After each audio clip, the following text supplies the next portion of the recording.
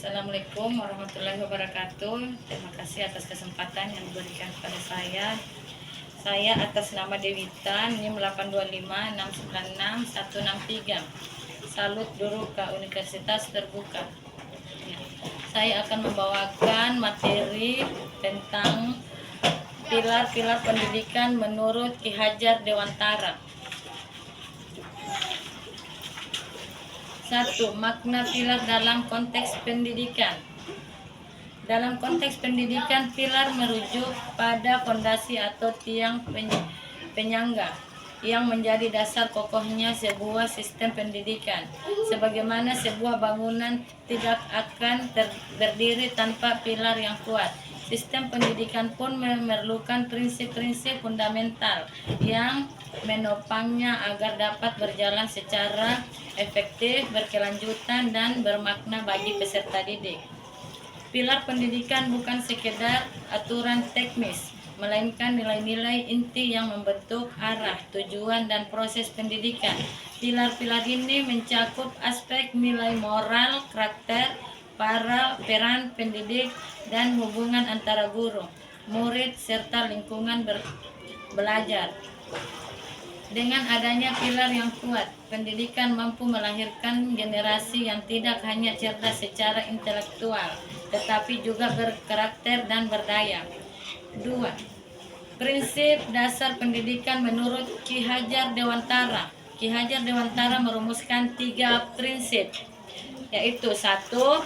Prinsip ing ngarso sung tulodo, artinya di depan memberikan teladan. Seorang pendidik yang berada di depan harus mampu menjadi contoh yang baik dalam segala aspek, baik moral, perilaku, maupun semangat belajar. Teladan adalah bentuk pendidikan paling kuat karena peserta didik cenderung meniru apa yang mereka lihat. 2.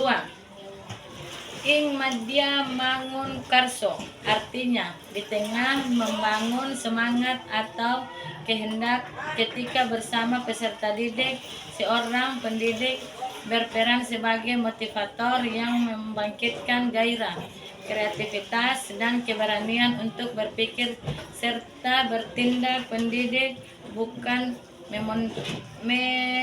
mendominasi, melainkan menginspirasi. 3. Tut wuri handayani, artinya di belakang memberi dorongan. Pendidikan mendukung dari belakang, memberi kepercayaan dan ruang bagi peserta didik untuk mandiri mengambil keputusan dan berkembang sesuai potensinya. Prinsip ini menjadi semboyan dunia pendidikan nasional Indonesia hingga saat ini. Analisis relevansi dan tantangan penerapan prinsip di era digital. Di era digital, prinsip Ki Hajar Dewantara tetap relevan, namun menghadapi tantangan baru yang perlu disikapi secara kritis. 1. Pembelajaran daring. Penerapan ing ngarso sung tulodo menjadi tantangan ketika guru dan murid tidak bertemu secara fisik.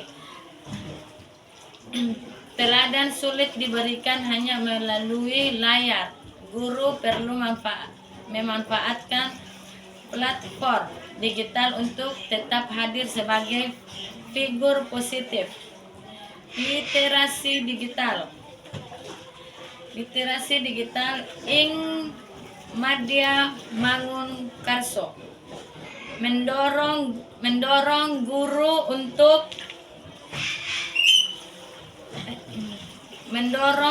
untuk membangun semangat literasi digital peserta didik agar mampu memilah informasi dengan bijak di tengah banjir konten daring. 3. Karakter peserta didik. Kemudahan akses teknologi berisiko mengikis karakter seperti kesabaran, kejujuran, dan etos kerja.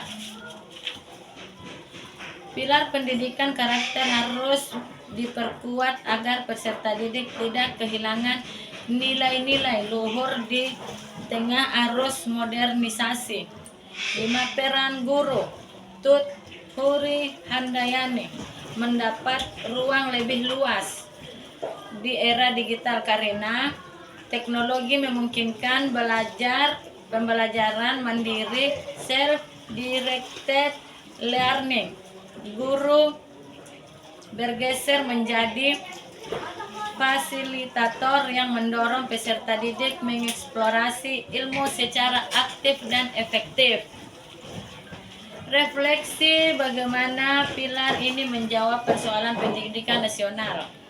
Pendidikan nasional Indonesia saat ini menghadapi berbagai persoalan kompleks, mulai dari kesenjangan kualitas pendidikan antar daerah, krisis karakter generasi muda, hingga ketidaksiapan menghadapi revolusi industri 4.0. Pilar pendidikan Ki Hajar Dewantara menawarkan jawaban yang tidak lekang oleh waktu. Prinsip keteladanan dalam kurung Ing Ngarso Sung Tolodo menjawab krisis karakter dengan mengembalikan peran guru sebagai role model yang konkret. Prinsip pembangunan semangat dalam kurung Ing Madya Mangun Karso relevan untuk mengatasi rendahnya motivasi. Belajar dengan pendekatan yang memberdayakan bukan menghakimi. Sementara itu prinsip mendorong kemandirian dalam kurung Tut Wuri Handayani sangat sesuai dengan kebutuhan abad ke-21 yang menurut peserta didik mampu berpikir kritis, kreatif, dan mandiri. Dengan menghidupkan kembali trilogi ini secara kontekstual di era digital pendidikan nasional dan membangun generasi yang tidak hanya kompeten secara akademis tetapi juga karakter kuat, adaptif, dan berdaya saing global tanpa kehilangan identitas budaya bangsa. Ya, terima kasih atas kesempatan yang diberikan kepada saya. Saya ucapkan wabillahi taufiq wal hidayah.